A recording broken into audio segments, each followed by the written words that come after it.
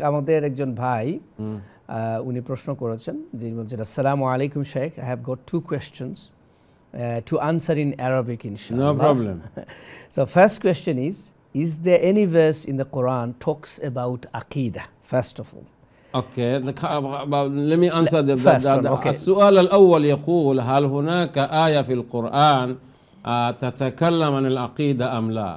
عقيدة هذه اصطلاح، عقيدة معناه الإيمان والإسلام، فالآيات القرآنية تتكلم عن الإيمان وعن الإسلام، فاعلم أنه لا إله إلا الله مثلا، آمنت بالله مثلا، آمن الرسول بما أنزل إليه من ربه.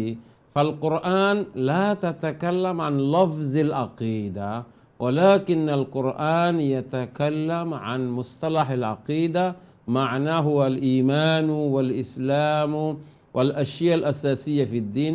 فالقرآن يتكلم عن ذلك في آي كثيرة جدا. فبارك الله فيك. What I said is this: Quran does not talk about specifically the word aqidah, but aqidah means that fundamental belief. And Quran, so many verses talk about the fundamental belief of Iman and Islam and Ihsan, and all of that is available. But word-wise is different. It doesn't talk about that, okay? And when the word aqidah came in the Quran, is in the different meaning, not in the meaning of the Iman and Ihsan. That's why nothing to be confused. All of those available in the Quran. What is the second one? Okay, Jazakallah khair, Sheikh. Second questions. Are we allowed to differentiate between prophets? For instance, can we say Prophet Muhammad SAW is the best of all prophets? السؤال الثاني: هل نستطيع أن نفرق بين الرسل والأنبياء أم لا؟ هل نقول بأن محمدا صلى الله عليه وسلم أحسن واحد؟ فالله سبحانه وتعالى يقول في مكانين في سورة البقرة، في بداية الجزء الثالث يقول تلك الرسل فضلنا بعضهم على بعض. الرسل هؤلاء نحن فضلنا بعضهم على بعض، فالفضيلة موجود. وفي آية ثانية في آخر سورة البقرة يقول الله تعالى لا نفرق بين أحد من رسل، فمعناه بالنسبة كونهم نبي أو رسول لا نفرق بأنهم أنبياء بأنهم الرسل، ولكن هناك فرق في الفضيلة. فمثلا يقول الله تعالى فاصبر كما صبر أولو العزم من الرسل، فبعض الرسل أولو العزم والبقية مو أولو العزم. أولو العزم 5: نوح، موسى، عيسى، وإبراهيم ومحمد صلى الله عليه وسلم. فهذا يجوز. والنبي صلى الله عليه وسلم يقول أنا سيد ولد آدم ولا فخر، أنا سيد أحسن واحد من أولاد آدم ولا فخر. فالتفضيل يجوز بدون فخر، فهذا ما أعطاه الله، ذلك فضل الله يعطيه من يشاء. فهذا هو بالنسبة للأنبياء والرسل ما في تفرقة، ولكن في الفضيلة هناك تفرقة من الله سبحانه وتعالى. What I said in terms of being messengers and the prophets, they are same, we do not differentiate. But in different things, Allah Ta'ala has given different status to the different messengers. That Allah said, I have differentiated Rasul.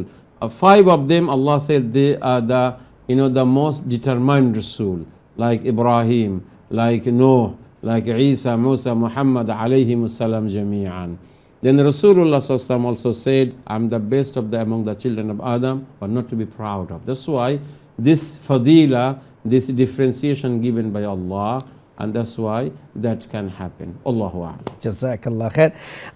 আমি শেখ একটু request করতে চাই, যেহেতু প্রথম দুটি প্রশ্ন খুবই গুরুত্বপূর্ণ ছিল, আমাদের দর্শকদের জন্য, আমাদের টিভি ওয়ানের দর্শক যারা বাংলা ভাষাভাষী, আমরা যদি আকীদার, যেহেতু দুটোই ইম্পর্টেন্ট, আকীদার বিষয়ে যদি আপনি একটু সময় বিশ্লেষণ করেন। কোশ্চেন এসেছে যে আকীদা শব্দটা কোরআনের মধ্যে আছে কিনা। আমি যেটা বলেছি, আকীদা শব্দ কোরআনে যেটা আছে এটা আমাদের ফান্ডামেন্টাল বিলিভ, যেটা বিশ্বাস, মৌলিক বিশ্বাসের ক্ষেত্রে ওইভাবে ব্যবহার করা হয় নাই। কিন্তু আকীদা ইসলামিক টার্মিনোলজি বলতে আমরা বুঝি আমাদের মৌলিক বিশ্বাস, যেমন ঈমান এবং ইসলাম, আমানতু বিল্লাহি ওয়া মালাইকাতিহি ওয়া কুতুবিহি ওয়া রুসুলিহি ওয়াল ইয়াউমিল আখির ওয়াল কদরি খাইরিহি ওয়া শাররিহি মিনাল্লাহি তাআলা ওয়াল বা'সি বা'দাল মাউত, আশহাদু আল্লা ইলাহা ইল্লাল্লাহ ওয়া আন্না মুহাম্মাদার রাসূল, ইকামুস সালাহ ওয়া ইতাউজ যাকাত। এই যে ঈমান এবং ইসলামের মৌলিক যে বিষয়গুলো, এগুলো কোরআনে আছে, কিন্তু আকীদা শব্দ হিসেবে ওইভাবে নাই। এই জন্য আমরা এটাকে অনেক সময় মিসআন্ডারস্ট্যান্ড করি যে আকীদা তো কোরআনের মধ্যে নাই। আকীদার টার্মিনোলজি শব্দ হিসেবে না থাকতে পারে, কিন্তু এটা দিয়ে আমরা যেটা বোঝাই এটা কোরআনের মধ্যে অবশ্যই আছে। এই জন্য এটা নিয়ে কনফিউশনে পড়ার কোনো দরকার নেই। 2 নম্বর বিষয় হলো যে নবী এবং রসুলদের মধ্যে আলাদা আলাদা ডিফারেন্সিয়েট করা যাবে কি না। আমরা বলেছি নবী এবং রসুল হওয়ার দিক থেকে সবাই এক, যেমন মানুষ হিসেবে সবাই আমরা এক, কিন্তু আল্লাহ রাব্বুল আলামিন এক এক রসুলকে এক এক মর্যাদা দিয়েছে। কেউ কালিমুল্লাহ হয়েছেন, কেউ রুহুল্লাহ হয়েছেন, কেউ জবিহুল্লাহ হয়েছেন, কেউ খলিলুল্লাহ হয়েছেন। এরপরে দেখা গেছে আল্লাহ নবী বলেছেন, আমি হলাম সর্বশ্রেষ্ঠ আদম সন্তান, তবে আমি এটা নিয়ে গর্ব করি না। এরকম মর্যাদা এক একজনকে আল্লাহ রাব্বুল আলামিন এক একভাবে দিয়ে থাকেন, এটা হলো আল্লাহর নিয়ম। তবে নবী এবং রসুল হওয়ার দিক থেকে তাদের মধ্যে আমরা ডিফারেন্সিয়েট করি না। এই হলো যেটা আরবিতে ইংরেজিতে বলছি, এটা এখন আপনাদেরকে বাংলায় বললাম। জাযাকাল্লাহ খাইর। আলহামদুলিল্লাহ। শেখ, আমরা যারা জন্মগতভাবে মুসলমান হয়েছে বা আমাদের মা বাবা মুসলমান হওয়ার কারণে আমরাও মুসলমান হয়ে গেছি, যার কারণে কোনো দিন যে ঈমান আনতে গেলে যে আশহাদু আল্লা ইলাহা ইল্লাল্লাহ ওয়াহদাহু লা শারীকা লাহু, এইটা তো আমরা কখনো পড়ি নাই বা পড়া লাগেও না। তো যার কারণে দেখা যায় যে সাহাবীরা যে কথা বলে তারা মুসলমান হলেন, পরে অনেকেই যারা মুসলমান হয়েছে বা এখনও যারা, তাদের সাথে আমাদের কি কোনো এই পার্থক্য থাকবে? আমাদের পার্থক্য এই জন্য থাকবে না, মানে মুসলমান হওয়ার দিক থেকে পার্থক্য থাকবে না, কারণ আমরা কিন্তু বাচ্চাদেরকে প্রথমে আল্লাহ শিখাই, এরপরে লা ইলাহা ইল্লাল্লাহ কালিমাতুত তাওহীদ বাচ্চাদেরকে কিন্তু আমরা প্রথমে শিখাই, কোরআন শেখানোর আগে, হাদিস শেখানোর আগে। সেজন্য আমরা নিজেরাও কিন্তু শিখি, এবং উচিত হলো আমরা এটাকে নিজেরাও রিপিট করা, বাচ্চাদেরকেও রিপিট করা।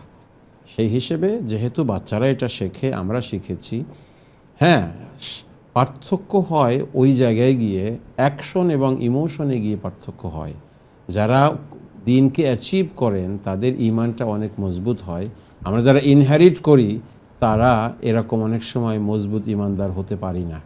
আপনি যে নিজে কষ্ট করে পয়সা ইনকাম করে, তার কাছে পয়সার যা মায়া, যে বাবার অঢেল সম্পত্তি ইনহেরিট করে তার কাছে কিন্তু ওই মায়া হয় না, কারণ সে তো বিনা কষ্টে পেয়ে গেছে।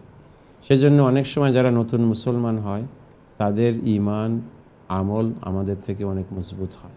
আল্লাহ যেন আমাদেরকেও তাদের মতন মজবুত ঈমানদার হওয়ার তৌফিক দান করেন। তবে এটা বাচ্চারা যেহেতু রিপিট করে, আমরাও রিপিট করি। এবং দেখেন, মানুষ মারা যাওয়ার সময় তো এটা পড়াই আমরা, এরপরে যে কোনো অকেশনে আমরা এটা জিকিরও আমরা করি, লা ইলাহা ইল্লাল্লাহ মুহাম্মাদুর রাসূলুল্লাহ, আশহাদু আল্লা ইলাহা ইল্লাল্লাহ ওয়া আন্না মুহাম্মাদার রাসূলুল্লাহ। এটা আমাদের সবাইকে বলতে হয়, ওয়ান আর অ্যানাদার। এই জন্য মুসলমান হওয়ার দিক থেকে এখানে পার্থক্য হয় না, তবে ইমোশন এবং অ্যাকশনের দিক থেকে অবশ্যই পার্থক্য। জাযাকাল্লাহ খাইর।